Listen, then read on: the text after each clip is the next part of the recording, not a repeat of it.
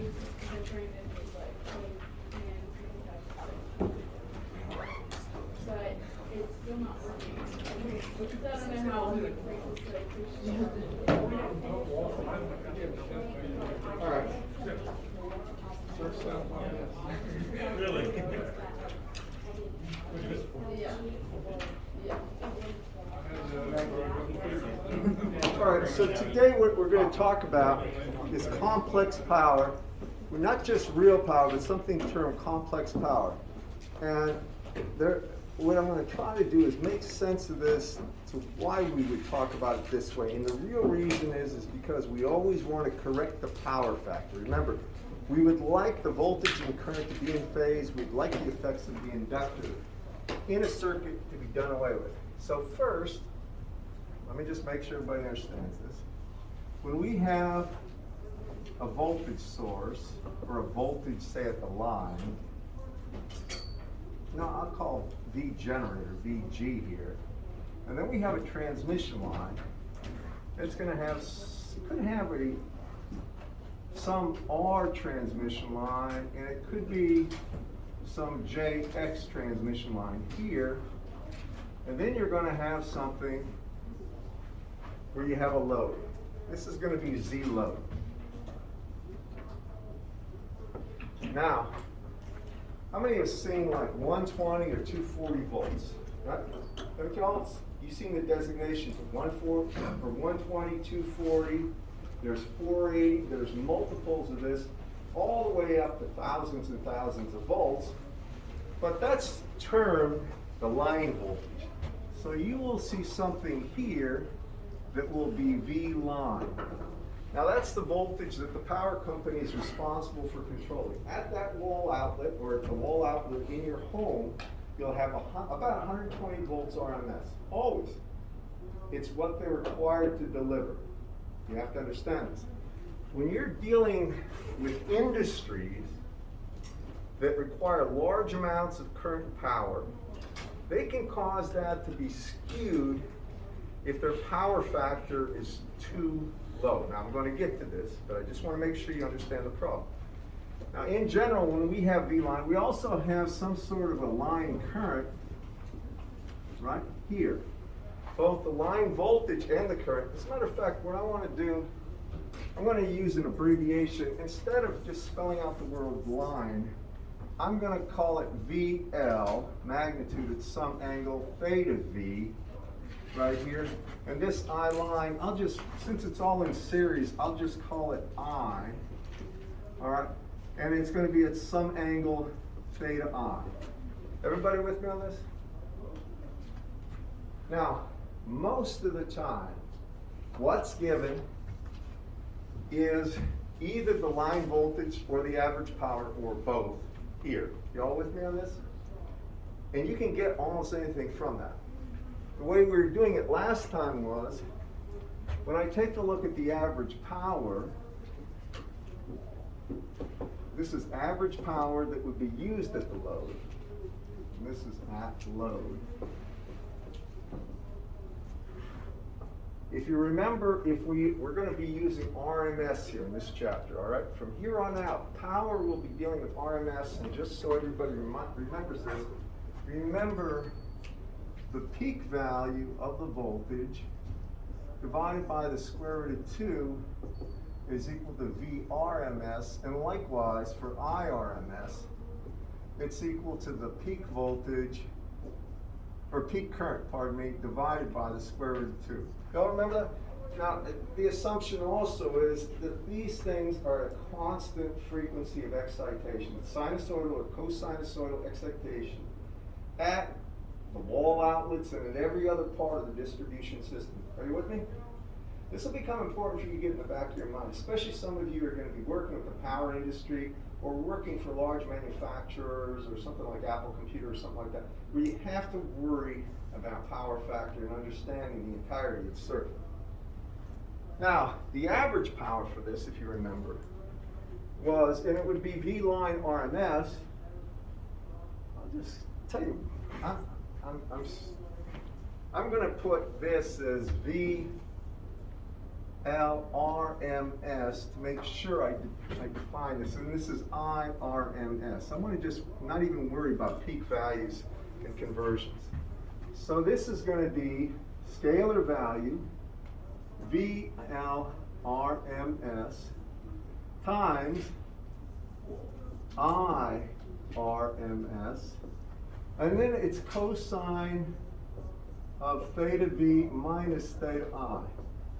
It's the angle here minus the angle here, and you take the cosine. Y'all remember that? Just show of hands, how many remember that part? All right, you with me? Okay.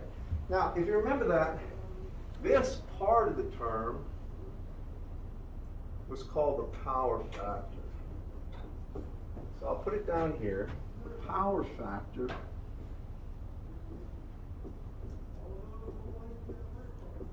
is equal to the cosine of theta V minus theta I.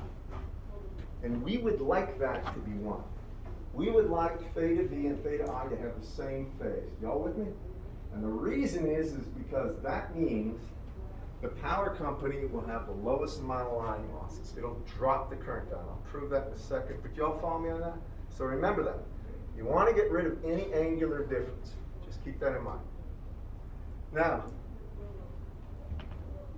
this is rewritten. Average power, and this would be dissipated at the load, would be VL RMS I RMS times the power factor. Remember that. That's the real part. Now, when we talk about complex power will have this incorporated in it. But I want to make sure, does everybody understand this, how to do it? And we could just talk about a simple example. Before, I would give you like line voltage, right? And then I would give you the power, average power. Y'all remember this? We can do an example just to bring everybody back up to speed. Suppose this is the example I give you, and what I really want is the voltage at the generator. So I'm after this quantity. I don't know it. And here's what's given. I want to make sure everybody is on the same page. I'm going to say the power at the load is equal to 75 kilowatts. It's average power. And I'm going to say that the load voltage, VL RMS, and I'll put down RMS here, is going to be 220 volts RMS. And then I'm going to say the power factor is equal to 0.707. So I have these as givens. This should be something that you would see on a quiz, this kind of a problem. It's very appropriate. And what I want is I want the line current there. Y'all follow me? And I want the voltage here. So these are what I'm asking. I want the voltage at the generator, and I want the actual line current right there. That's what's requested. With me? Did you have a question? I can't figure out what you wrote next to V and I on the VRMS and IRMS. The fractions. You have This one you was sub- early too. No, the subscripts. Peak. Okay.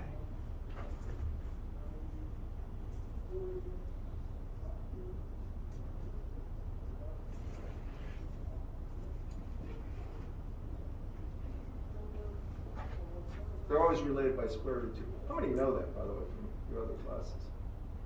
RMS values for sinusoidal are 1 over square root of 2 peak values? No. MEs usually know that, I think. You do. I'm really not sure with other groups. But anyway, that's sort of a standard relationship for time sinusoidally varying things. Okay, so this is what's given. Here's the schematic of the circuit. How do you go about solving it? I'll take it from anybody.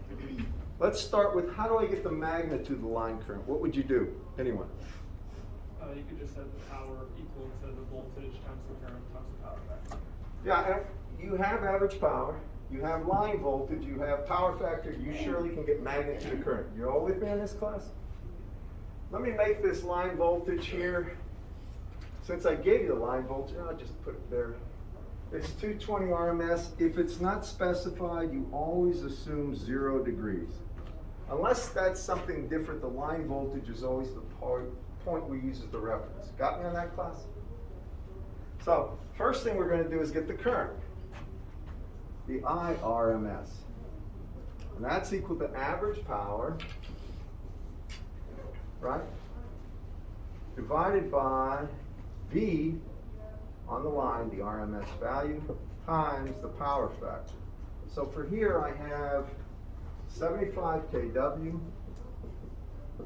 or times 10 to the third, over 220, right?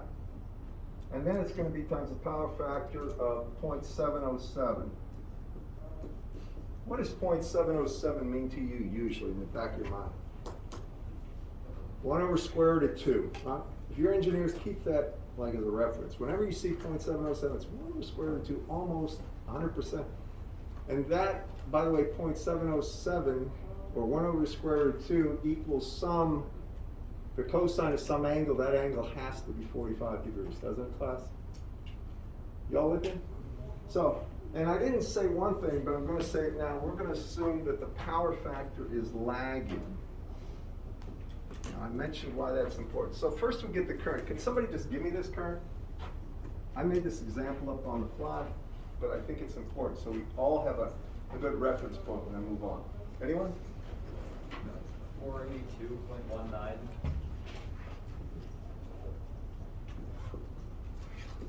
By the way, that's very reasonable for current in a power line to, this is a small industry, 75 kW is not much.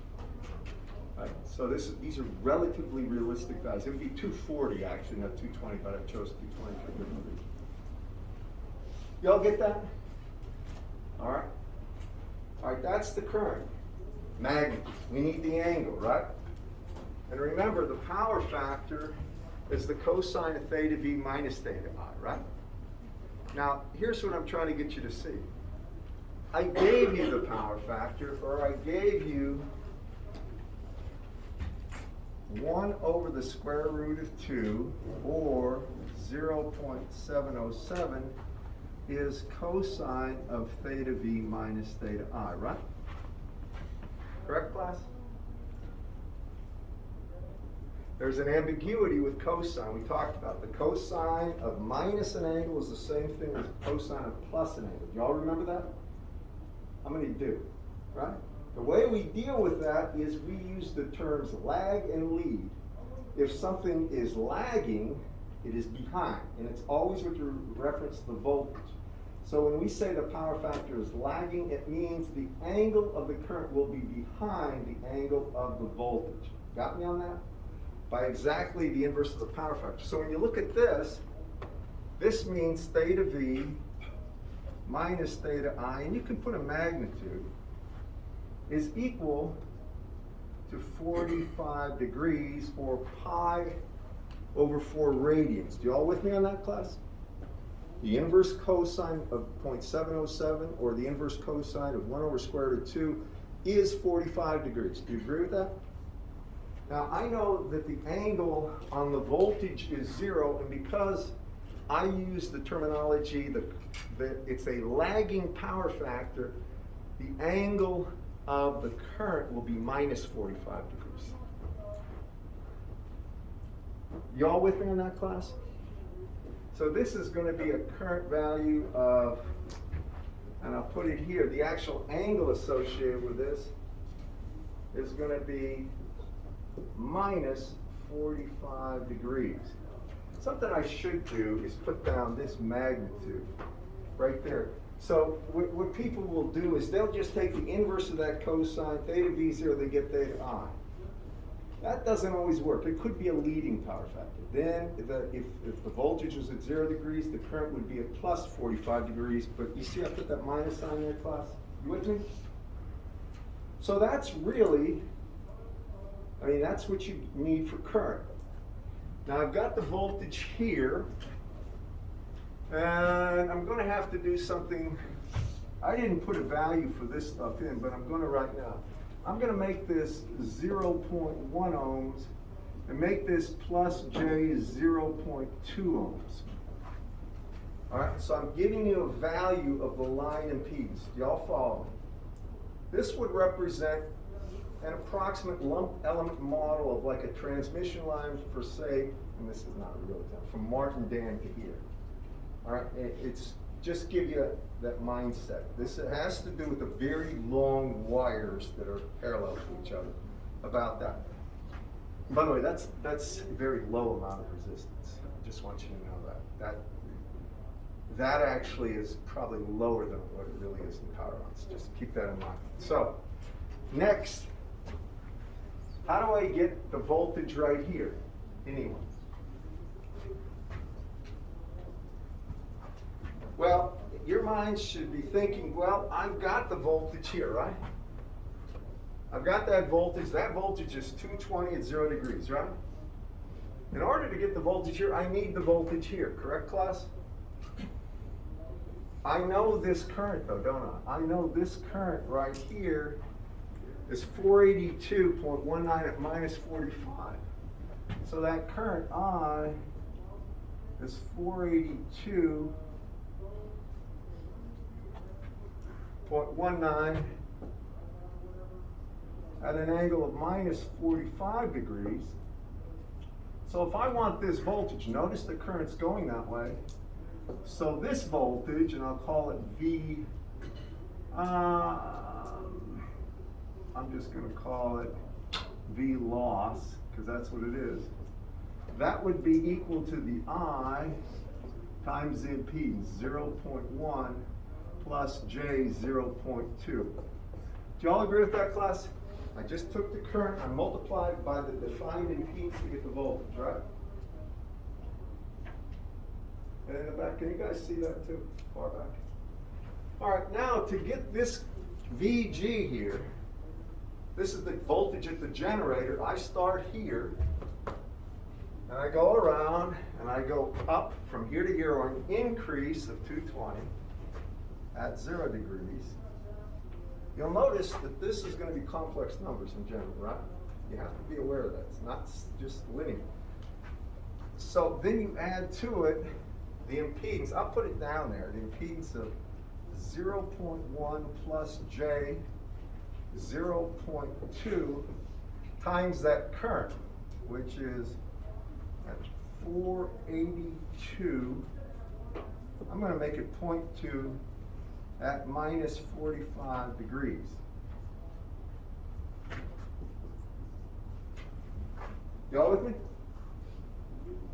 Just so we're all together on this. So, anybody out there with a calculator that's willing to help, can you give me this in terms of a magnitude and angle? Believe it or not, this little calculation will cause people to make mistakes. It's usually right here.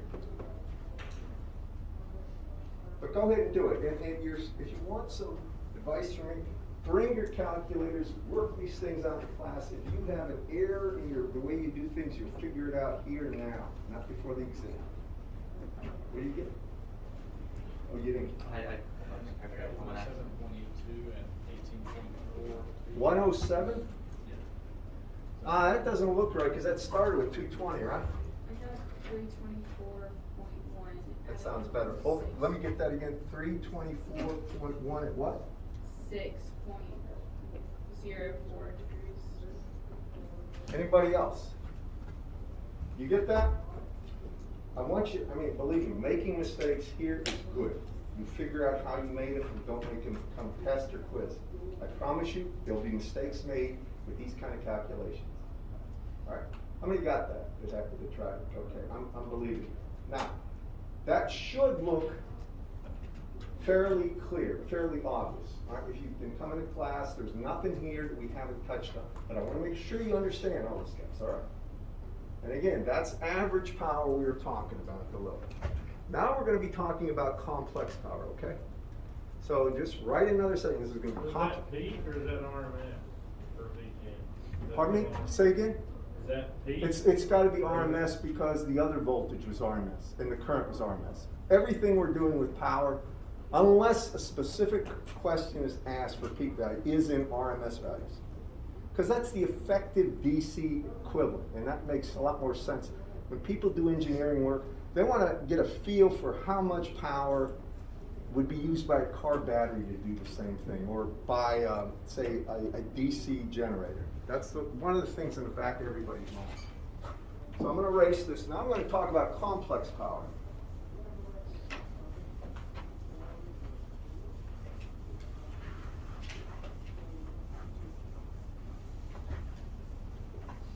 We're off this week, right? Football. Good.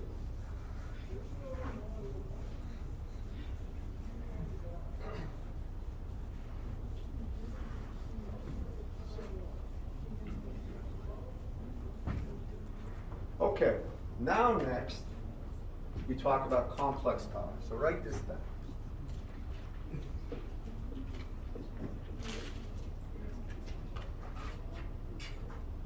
So when we talk about complex power, and I'll give you information on this, and I'm going to make it as clear as possible. But whenever you have any element at all,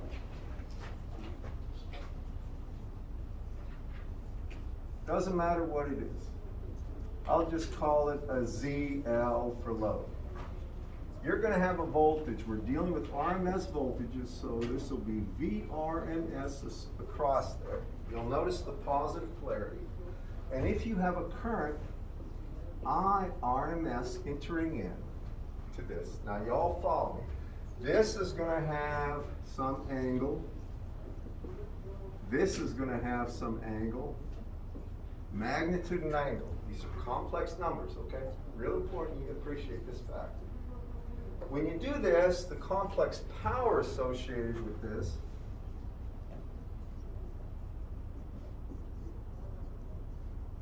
is given the symbol S. All right? It's really not a vector. It's a phasor term. So I'm going to actually put a tilde there. But just realize this is going to be the symbol for complex power. And that's equal to VRMS times IRMS conjugated.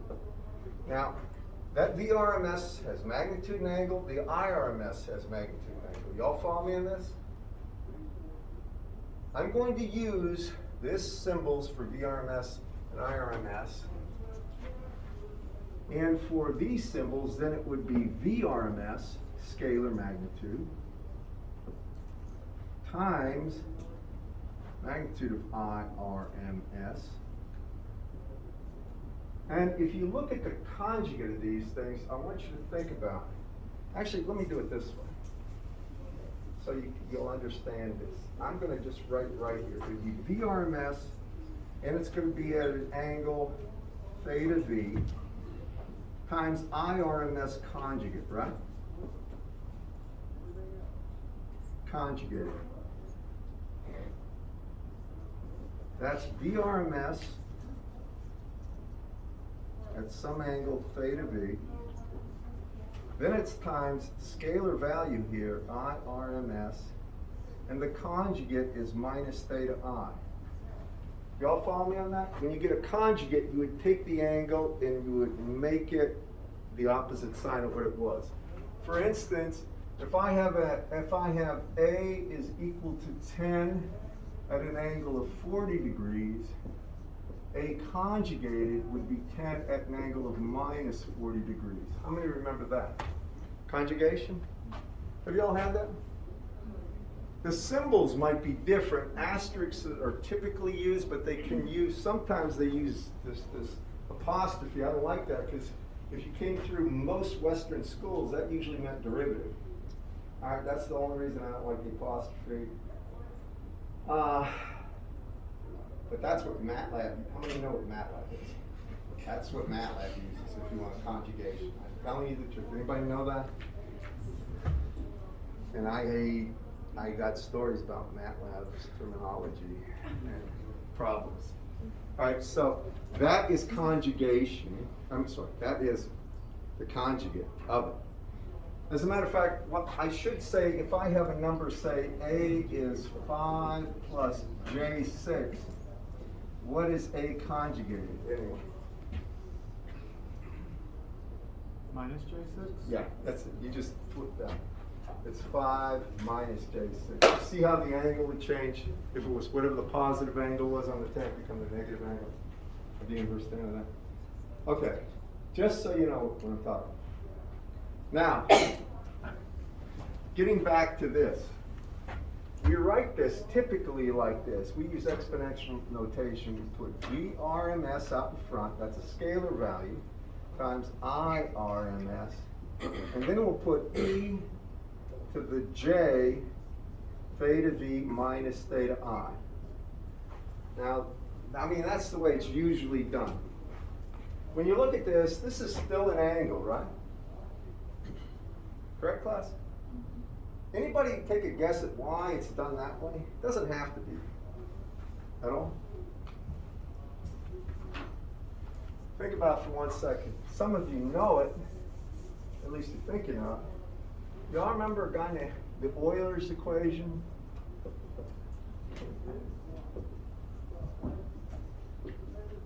Y'all remember that? E to the J theta is cosine of theta plus J sine theta, right? So I'm going to do that here. So this is VRMS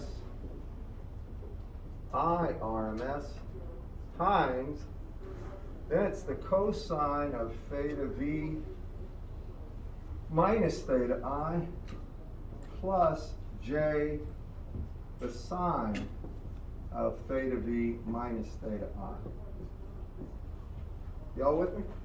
I just expanded that e to the j term in terms of Euler's identity, correct? Now take a look at this just for a second. What does that look like, anyone? What's the power factor, exactly? Power factor times these two quantities is the real power. Y'all with me on that?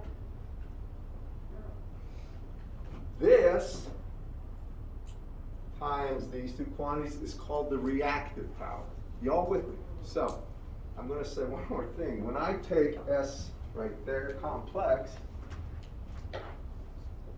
or S itself, that's equal to the real power or average power plus J, and this is called reactive power. And symbols will vary on this. In the book it's Q plus JQ. And here Q is the reactive power.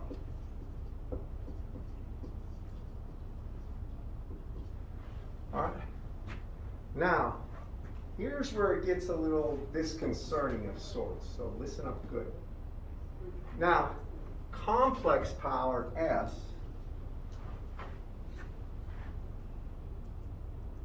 is going to be something that has to have the same units as real power and has to have the same units as reactive power. Y'all, that has to make sense. If you have a number and you add a number to it, the units have to be the same. You can't add, feet plus inches. Do y'all follow me on that? Mm-hmm. All right. But in order to distinguish them, they choose different terminology.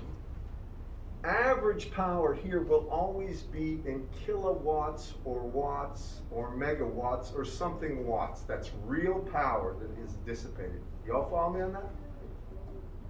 Here, reactive power, and you'll get used to this, is going to be kVAR. It's really K, or it doesn't have to be K, but it's VAR. Volt for the V, A is amps, R is reactive. So it's either kVAR or VAR. It means volt amps, but it's reactive. Y'all follow me on that, class? Now, complex power in itself, right there, is just volt amps. They even drop any kind of designation. At least in everything I've been familiar with, I'm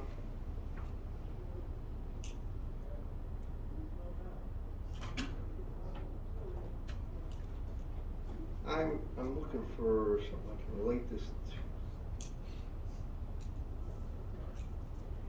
Now, actually, just you'll see this. I'm going to graphically show you what this will look like based on this right here.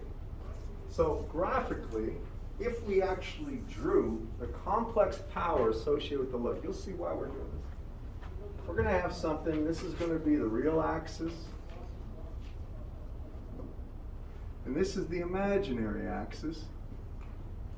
And we're going to take a look at complex power S here. You can put SC if you want. Well, on this axis it would be the average power, and that's the real power that's being dissipated. Then on the imaginary axis, this is the reactive power, or JQ. This is the total complex power S. Can y'all follow me on that? That's the way to graphically represent this. Complex power is the sum of the real and reactive power. A good question should be going through your mind is, why are we graphing all this stuff? It seems to make something simple a little more complicated. Here's why. You see this JQ right here? We can add something to that load that will have a minus JQ, and we can get rid of it entirely. And what that effectively does is lower the amount of current required to get the same average power. Do y'all follow me on that? Now let me tell you how this works first before I go through and just start writing think equations on the board. Suppose we had this circuit. Don't write it down, just look. If I had a certain voltage here, and I had say an inductive reactance of J 50 ohms, and I had 50 ohms here, but I wanted to get a certain voltage here. Just call it V line right there, right? Well, V line, right, would be equal to Vs, don't write it, just listen. And then I'd do voltage division. It would just be this resistance, 50 over 50 plus J50. Do you all agree that would be the load voltage? Everybody?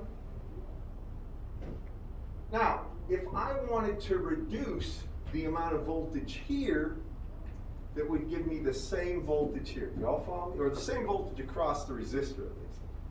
There's a couple ways to do it. I'm going to do it in series because it'll make sense to you. Suppose I just added something right here that was minus J50. Now take a look at that. You all see what I've done? In series. I put it in series. When we actually do power factor correction, we put it in parallel, but just watch this. When you take a look at that, do you agree that this voltage here would be 50, right? Over 50 plus J50 minus J50, or would just be this voltage? How many see that right there, right? This reactance would cancel this reactance's effect entirely. Do y'all follow me on that? And it would reduce the amount of voltage there. That's the same thing we're going to be doing with power factor correction. We're going to effectively create a capacitor or inductor, primarily capacitors, almost 99.9999% of the time. I've never seen it. Anybody add an inductor. I'm just telling you, it's never needed because most of the things in the real world that cause this power factor problem are machines that have large coils because they're basically big engine motors, I should say, electric motors, and they are large inductors. So you want to put something in the circuit that'll get rid of the inductive reactance. Do y'all follow me on the reasoning behind it? It's important you understand the reasoning. You put it after the load, you put it before the load, and do something. In parallel with it. We have to put it in parallel for one reason. And I'll get to that. If you put it in series, the amount of current through there, even if you have very little loss in that capacity, will cause the thing to heat up ridiculously. All right, you can't, and by the way, there's more to this than what I'm telling you. It's always in parallel. Also, anything you can put in and out of a circuit, a power circuit that's delivering power, is always in parallel for one reason. The minute you start putting things in series, when you've got a lot of current going through any real loads, there is a large inductive effect. It wants to keep that current going. You put anything in there, and it will basically keep that current going no matter what it is, and it'll destroy capacitors or anything like this. Has anybody ever seen power lines? I mean, these are what, 50 kV or higher lines, when they disconnect them or take them offline? Anybody? Enormous arcing, right? Continual arcing, because all that inductive energy that's there, because whenever current flows, you have inductive, it wants to keep that current going. An inductor always wants the same current. And if you try to change it, it'll create an EMF or a voltage to try to keep it going. You'll see these enormous arcs, unbelievable arcs. As a matter of fact, back in the day when they had DC batteries and for submariners, and they'd switch them in and out, when they break that connection, they'd get this huge arcing, and sometimes they'd get what's called ball lightning, if you've ever heard that right off. Has anybody ever heard of ball lightning? All right, I got stories about that if you want them in my office. But anyway, they also would blow up batteries if they had any hydrogen gas in them. So it was kind of lethal. So now that you understand what complex power is, let's calculate it, and then we're going to correct it by capacitance.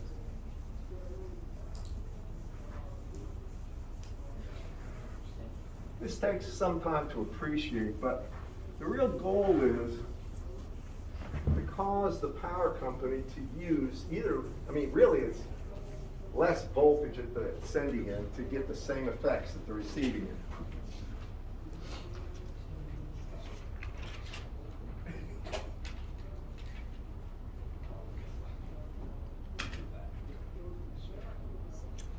So I want to do something before I continue on with power factor correction. And here I'm going to say I have a voltage at a generator. It's 408 volts.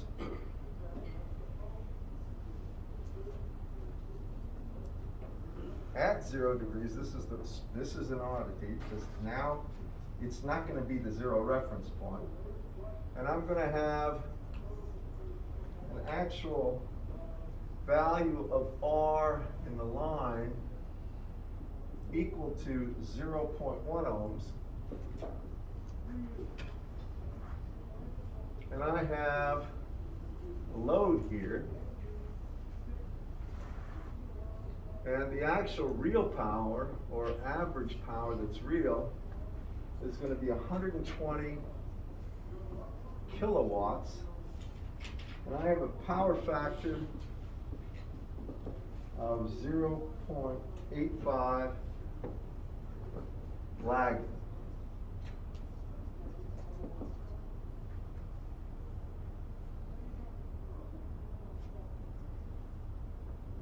And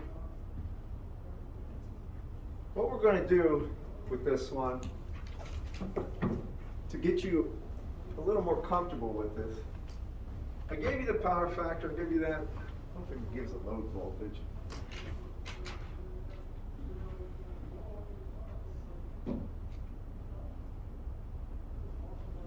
All right, what we're going to do is this. We're going to calculate what we need. I'm going to get the load voltage here.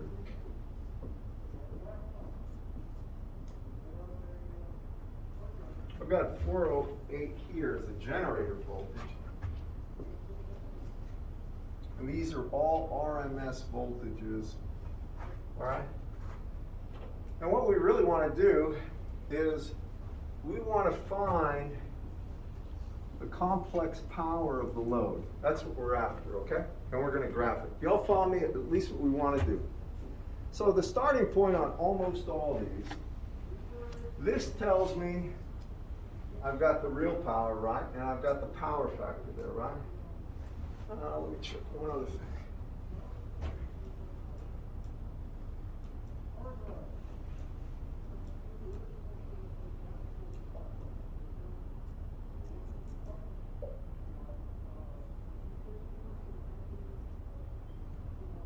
Oh, I'm so sorry.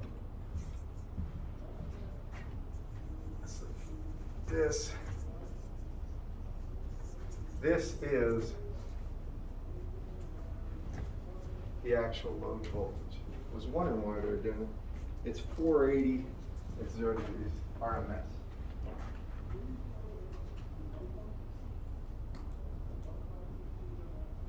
My bad. So they want the complex power diagram where S for the load. Y'all follow me what I'm trying to do.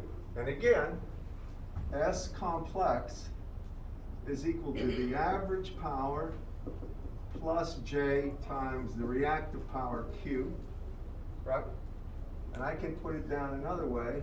It's equal to VRMS IRMS times the power factor plus J times the sine of theta V minus theta I. And the reason I do it this way is I want to try to make sure in your mind you're thinking in terms of, well, that's a real and imaginary, it's complex power. I know I've got a complex, I'm going to have something that's going to have a real and imaginary part. And I know something about that angle too, right?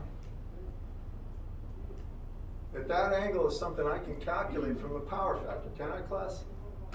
All right. So let's go through this sequentially. Does everybody understand the problem or the questions? First, we're going to get the angle. We'll get the current, and then we'll get the angle. Well, let's get the magnitude of the current. So it starts with average power, right, is equal to VRMS IRMS times the power factor. And therefore, IRMS magnitude can be gotten by taking PAV, right, over VRMS times the power factor. And in my case, the average power is 120 kW divided by 480 divided by the power factor, which is 0.85. And that's going to be the current. If somebody can give that, I think it's, well, somebody give that to me. 0.294. That's 120 times 10 to the third. 294. Thank you. 294 amps, about, right? 294 amps. I didn't put the K here, I put 10 to the third. Everybody okay with that? So I've got that. Now the next thing is the angle, right? We need the angle, and how do we get the angle? I know that the cosine of magnitude of theta V, thank you, minus theta I is equal to 0.85. So what is the angular difference? Theta V minus theta I is equal to what? Take the inverse cosine of that thing, please. And I appreciate your help. 31.8. Anybody confirm that? Yes. Okay. 0.8 degrees. Now, it's nice because it's, I didn't say it, but it is lagging. Well, no, I did say it. And listen, if somebody just puts the power factor down, if you're ever working with this kind of stuff in the real world, unless they state it's leading, which would be a shocker, assume it's lagging. It's sort of like I dropped the pen and somebody say, well, did it go up or down? It's assuming we're flying straight, level, you know. It's not something we're doing flips or we're in orbit. So we always assume the natural thing with this kind of stuff. And you got 31.8 degrees. So actually the current is this at that angle, only it's lagging, so it's minus 31.8 degrees. Everybody okay with that? Now we have the current. Now, hear me. Now I'm going to go ahead and do the power triangle here based on this. You all see this right here? I put it this way so you can all see it, okay? I know the power factor is the cosine of that angle, but I need the sine of that angle in the next part, right? So now I can say S complex, this would be for the load, would be VRMS IRMS times the power factor. That's the first part. That's the average power. That's 120 kW. I want to make sure everybody hears me and understands. This part, VRMS IRMS times the power factor, is what we just had up there as the average power. Correct, everyone? That is the 120 kW, right? So I'll put that down. So it's 120 times 10 to the thirds. The units are watts. I almost don't want to try to confuse you. I'm going to leave that up. Real power is always going to be in watts, and it has no J. Then it's going to be plus J, VRMS, IRMS, And then it's just plus times the sine of that angle. Do y'all hear me? So I know theta V minus theta I is 31.8 degrees, right? Since the angle theta V is 0, it's plus J VRMS times IRMS, so it's 480 times I, which is 294, times the sine of, and this would be 31.8 degrees.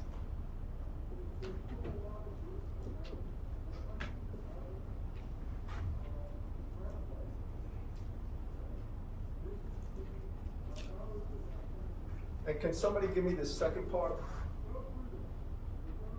It's going to be less than the first part.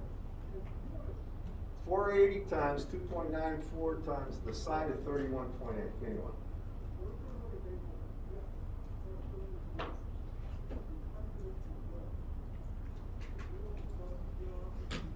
$74,364. 24,000, did you say? 74,000. 74. 74 point what? 74.364. And that would be times 10 to the third. And that would be, it would be 74.364 kVAr. I'm going to write this down. This would be watts, and this would be just kVA. The typical way to write this, I'm going to put this up over here so you can see it.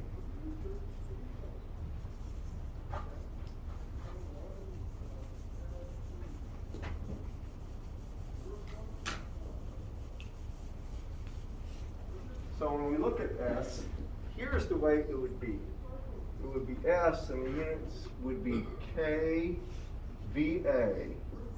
That's kilovolt amps, not reactive, just kilovolt amps, S, complex for the load, would be equal to the real part, which is 120, and it would be kW. The W indicates it's real, it's watts, plus, and then it would be J, or just plus J 74.36, and this would be kV or AR. That's volts, amps, reactive. Y'all follow me? Now, y'all know, if you have stuff, I think we all been exposed to something where you have e to the minus alpha, say x, times e to the minus j beta x. In other words, you're going to have two units that are in exponential or in quantities that are different. Y'all know Napiers per meter are the same units as radians per meter. How many have heard that? Well, what I'm really trying to tell you is the way they distinguish. Napiers means a loss term, radians is a phase term. That's what I'm getting at. Here, we only use the K's in all these. It's 10 to the third. The watts is real. It's still volt amps, technically, right? The units. kVAR, volt amps R, just indicates it's reactive power, or that power goes out and can be pulled back in. Y'all know when you charge a capacitor or you have current through an inductor, you have energy in the field about that, right? For a capacitor, the energy is 1/2 CV squared. For an inductor, the energy is 1/2 Li squared. The minute you put a load across either of those, a resistor, all that energy is dissipated into that resistor as heat. It'll cause the total power transfer to be equal to the energy in the field. Y'all remember those things, right? So that reactive power is associated with energy in the field, the inductive field of the actual load, but we can pull that energy out. And it's not something you want because it takes energy, it takes power to get that in there, so you don't want it. And I got, like, literally, I see everybody grabbing for your stuff, so I know I'm about done. Now, I didn't get to power factor correction. I'm going to do that next time. But for power factor correction, here's what it amounts to. You see this reactive power right here? We're going to put a capacitor in parallel with this. And that capacitor has a negative reactive power. And we'll set up the capacitor to have the same exact reactive power as the reactive power being used with the opposite J side. Now, I'll get to that next time. Y'all follow the thought process and the reason. So that comes next time. All right, and I will give you homework, and I will do everything I can to help. If anybody went to that game, it was worth it. I think. It works this time for like 2 years.